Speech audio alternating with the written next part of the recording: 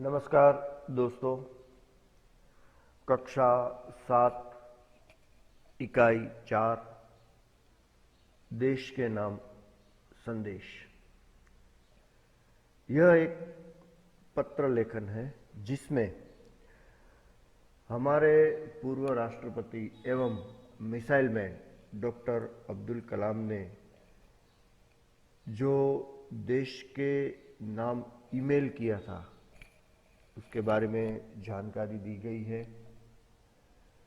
Doctor Abdul Kalam का पूरा नाम डॉक्टर अबुल फकीर जैनुलाब्दीन अब्दुल कलाम ऐसा है। उन्होंने 19 मई 2005 के दिन क्या आपके पास देश के लिए 10 मिनट है नाम से देश के नागरिकों को ईमेल किया था। इस पत्र से हमें वो ईमेल के बारे में जानकारी मिलती है। यह पत्र हर्ष को लिखा गया है और किरण ने ये पत्र लिखा है। हमने ये पत्र एनिमेशन फिल्म के द्वारा देख लिया है, समझ लिया है, जान लिया है। पत्र लेखन के बारे में आपको एक बात बता दूं। हिंदी भाषा में जब भी पत्र लेखन होता है तो पत्र लिखने वाले का नाम और उसका जो पूरा एड्रेस है वो दाईं ओर नहीं आता, बाईं ओर आता है। पता लिखने के बाद दिनांक लिखी जाती है और उसके बाद जिसको पत्र लिखना है उसके हिसाब से हमें संबोधन यहाँ पे लिखना है और संबोधन के बाद तुरंत अभिवादन भी करना है। उसके बाद हमें पत्र अपने शब्दों में लिखना है और अंत में हम देखते हैं अंत में कैसे लिखते हैं। अंत में भी परिवार के सदस्यों की बात करनी है और जो पत्र लिखता है उसका नाम भी बाईं ओर ही आएगा। हिंदी में पत्र लिखते समय ये ध्यान रखना है कि दाईं ओर नहीं लिखना है पता, और जो पत्र लिखता है उनका नाम पूरा पत्र बाईं ओर से ही लिखा जाएगा। इस इकाई के अभ्यास की ओर हम बढ़ते हैं। अभ्यास का प्रथम प्रश्न है, प्रश्नों के मौखिक उत्तर दीजिए। मौखिक उत्तर देने हैं लेकिन हमको ये उत्तर अपनी कॉपी में लिखने भी हैं। पहला प्रश्न है, यह पत्र किसने किसको लिखा है? अभी हमने आगे देखा पत्र के अंत में जो नाम लिखा है वो है किरण, मतलब किरण ने पत्र लिखा है और हर्ष को लिखा है। दूसरे प्रश्न का उत्तर अभी हम देखते हैं, तीसरे का भी अभी देखते हैं, चौथे प्रश्न का उत्तर यहीं पे लिखा है तो वो पहले समझ लेते हैं। पत्र के अंत में किरण ने हर्ष के परिवारजनों को क्या कहा है? पत्र पूर्ण होता है तब किरण ने हर्ष के परिवारजनों के बारे में क्या लिखा है वो बताना है। पत्र के अंत में किरण ने हर्ष के परिवारजनों को प्रणाम कहा है। जब पत्र हम देखते थे, पढ़ते थे तो हमने देखा है कि वहाँ पे किरण ने हर्ष के परिवारजनों को प्रणाम कहा है। अब देखते हैं दूसरे प्रश्न का उत्तर। पत्र लिखने वाले का पता क्या है? पता कुछ इस प्रकार है, मातृछाया, ऊंची शेरी, गांव मेसपुरा, तहसील भाभर, जिला बनासकांठा। तीसरा प्रश्न इस प्रकार है, पत्र में क्या वर्णन किया है? इसका उत्तर इस प्रकार हम लिख सकते हैं, इस पत्र में हमारी सोच और विचारों का वर्णन है, हमारी फर्ज और हकों की बात आती है, हमें राष्ट्र विकास में अपना योगदान कैसे देना है वह कलाम जी ने बताया है और स्वच्छता का आग्रह किया है, दहेज व्यवस्था तोड़ने को कहा है, हमारी कथनी और करनी एक होनी चाहिए। डॉक्टर कलाम व्यवस्था में नागरिकों के सकारात्मक योगदान के लिए देशवासियों को ज़कज़ोर देते हैं। पूरे पत्र में क्या वर्णन आता है वो हमको बहुत कम शब्दों में जो लिखना है वो इस तरह से हम लिख सकते हैं।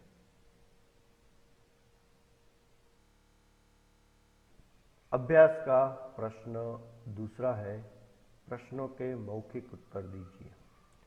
यहाँ पे भी मौखिक लिखा हुआ है, लेकिन हमको ये सभी उत्तर अपनी कॉपी में लिखने हैं। हम दूसरे देशों में उनके कायदे कानून का पालन करते हैं, लेकिन अपने देश में क्यों नहीं? इसका उत्तर कुछ इस प्रकार हम लिख सकते हैं, हम हमारे देश के कायदे कानून को महत्वपूर्ण नहीं मानते, हमें देश के प्रति गर्व और सम्मान नहीं है, हम सोचते हैं कि देश के विकास की जिम्मेदारी हमारी नहीं, प्रशासन की है, जबकि दूसरे देश में प्रशासन व्यवस्था बनाए रखने के लिए सख्ती से नियमों का पालन करवाया जाता है, हमें उसमें गर्व भी होता है, इसलिए हम अन्य दूसरे देशों में उनके कायदे कानून का पालन करते हैं, लेकिन अपने देश में नहीं करते।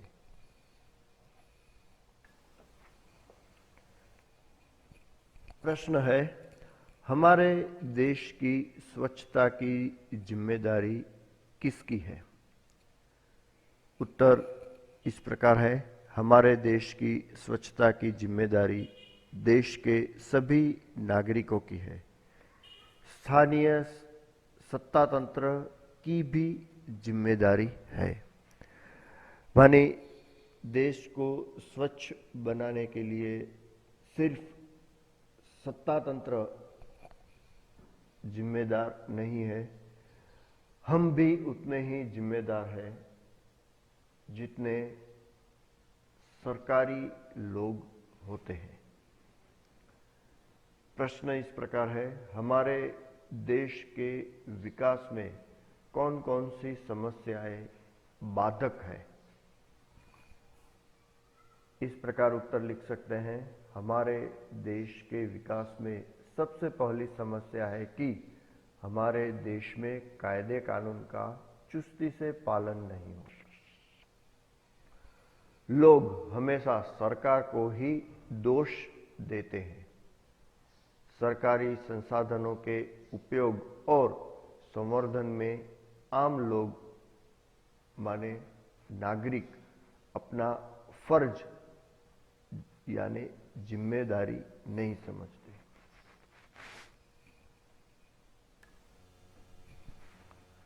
प्रश्न, देश के प्रति हमारा क्या फर्ज है?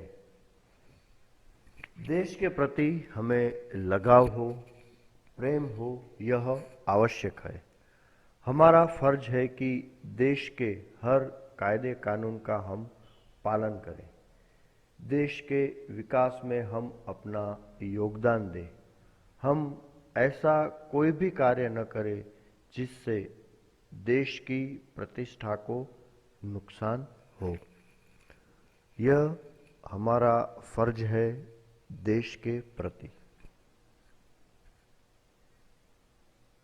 प्रश्न 3, शब्दों को उचित क्रम में रखकर अर्थपूर्ण वाक्य बनाइए। यहाँ पे जो शब्द दिए गए उनको उचित क्रम में लगाना है और एक अर्थपूर्ण वाक्य बनाना है। देखते हैं क्या उत्तर आता है। सफाई में ही खुदाई है।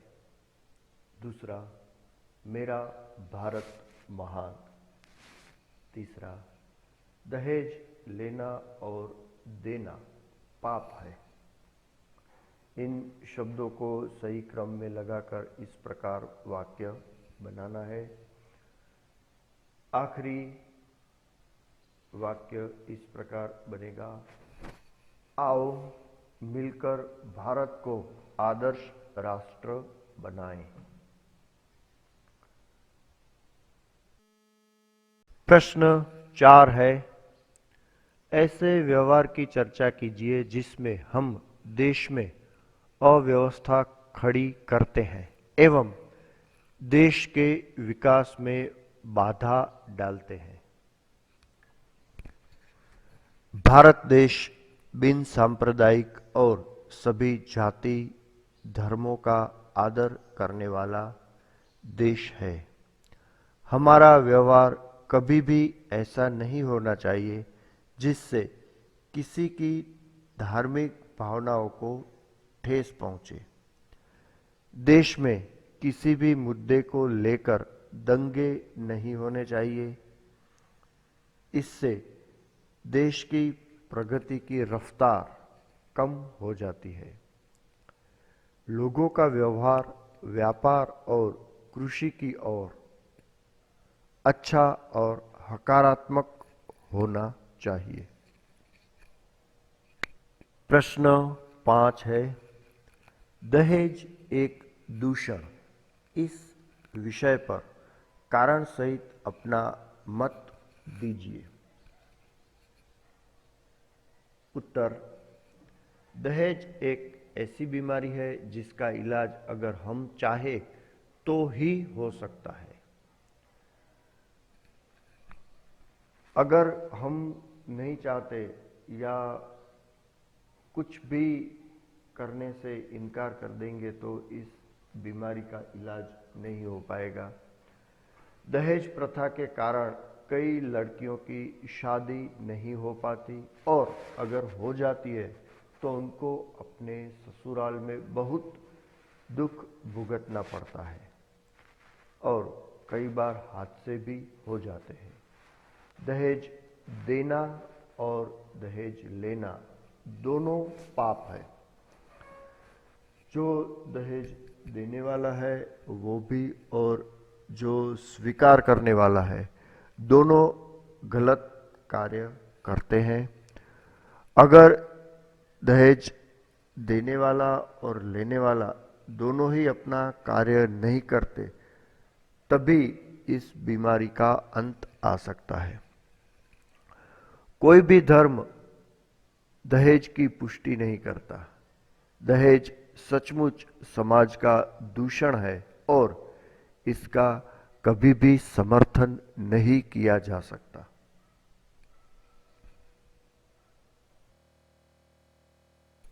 स्वाध्याय का प्रश्न 1 है, निम्नलिखित प्रश्नों के उत्तर दीजिए। उसमें पहला प्रश्न, डॉक्टर कलाम ने इस ईमेल से हमें क्या सीख दी है? डॉक्टर कलाम ने इस ईमेल से देशवासियों के मन में देशाभिमान की भावना उत्पन्न हो ऐसी सीख दी है। साथ ही कहा है कि सरकार को चुनने के बाद हमारी सारी जिम्मेदारियां सरकार उठाएगी ऐसा सोचना गलत है और इसके कारण हम अपना कर्तव्य भूल जाते हैं। सामाजिक समस्या में भी हम हमारा स्वार्थ देखते हैं, ये बिल्कुल गलत बात है।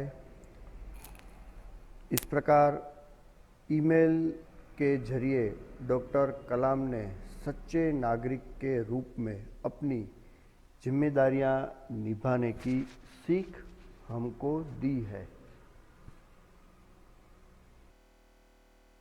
दूसरा प्रश्न, दूसरे देशों में और अपने देश में हम जो व्यवहार करते हैं उसमें क्या अंतर है? हम दूसरे देशों की व्यवस्था का आदर और पालन करते हैं। दूसरे देशों के स्वच्छता संबंधी नियमों का पालन भी करते हैं। दूसरे देशों में टोल टैक्स का भुगतान भी करते हैं। गाड़ी नियमों के अनुसार चलाते हैं, लेकिन अपने देश में ना ही व्यवस्था का आदर करते हैं, ना ही नियमों का सही तरह से पालन करते हैं और ना ही स्वच्छता रखते हैं। ट्रैफिक का नियमों का भी पालन हम नहीं करते। इस प्रकार दूसरे देशों में और अपने देश में हमारे व्यवहार में बहुत बड़ा अंतर है।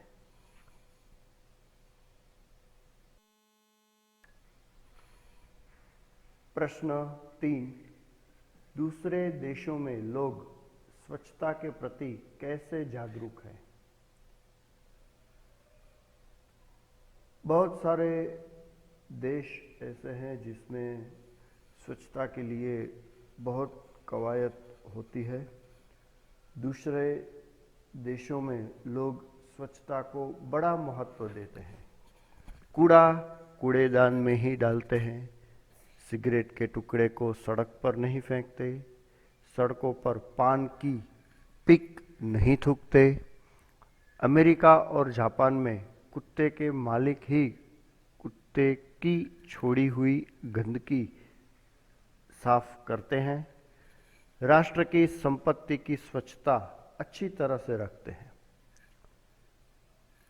इस प्रकार दूसरे देशों में लोग स्वच्छता के प्रति बहुत अधिक जागरूक हैं।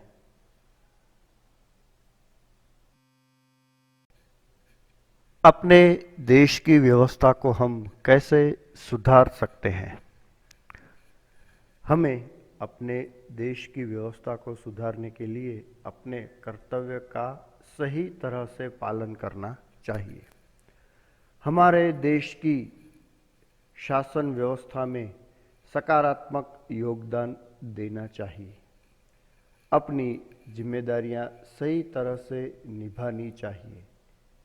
इस तरह से देश के श्रेष्ठ, जिम्मेदार और आदर्श नागरिक बनकर अपने देश की व्यवस्था को हम सुधार सकते हैं।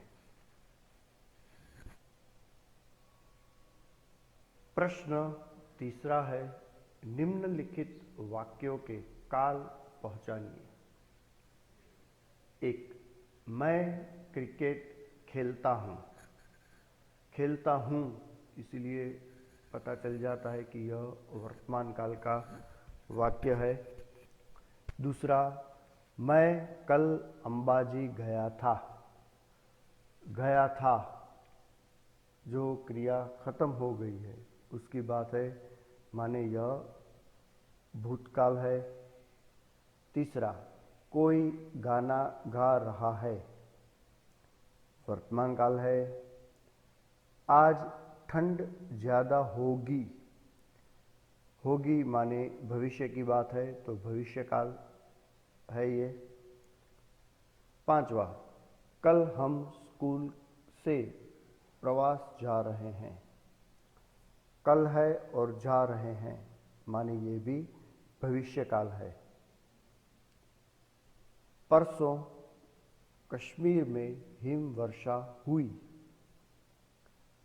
भूतकाल का वाक्य है। प्रश्न 4 है, काल परिवर्तन कीजिए। यहाँ पे वाक्य दिए गए हैं और काल दिए गए, उस हिसाब से हमको काल का परिवर्तन करना है।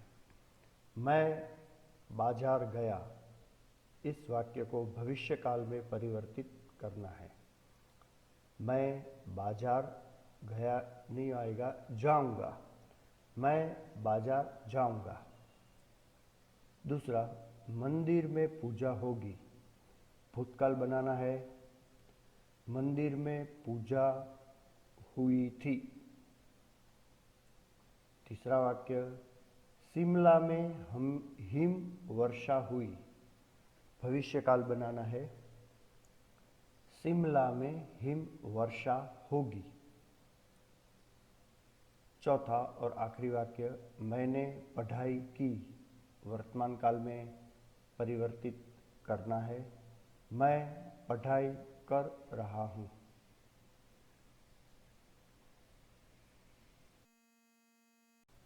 अब बारी है गृह कार्य की। अभ्यास का छठा प्रश्न, हम स्वयं कैसे अपने कर्तव्य का पालन करके आदर्श नागरिक बन सकते हैं एवं भारत को आदर्श राष्ट्र बनाने में योगदान दे सकते हैं। इस विषय पर दिए गए प्रारूप के आधार पर अपने मित्र को पत्र लिखकर अपने विचार बताइए। यहाँ पे पूरा ढांचा दिया गया है पत्र का। उस ढांचे के हिसाब से आपको पत्र लिखना है। हमने आगे भी देखा था, हिंदी भाषा में पत्र लिखते समय बाईं ओर अपना पता लिखते हैं, फिर दिनांक और संबोधन, उसके बाद अभिवादन आएगा, पत्र लिखने का कारण, पत्र का मुख्य विषय वस्तु, अन्य समाचार और समाप्ति। उसके बाद फिर से आपका पत्र जो आदमी को आप लिख रहे हैं उनके साथ क्या संबंध है वो लिखना है और आपका नाम लिखना है। एक होमवर्क ये हुआ। दूसरा भी पत्र ही लिखना है। स्वाध्याय का दूसरा प्रश्न है, जीवन में सफाई का महत्व समझाते हुए अपने मित्र को पत्र लिखिए। अभ्यास में जो ढांचा दिया गया है पत्र का, उसके हिसाब से ही आपको ये पत्र भी लिखना है। गृह कार्य में आपको ये दोनों पत्र लिखने हैं।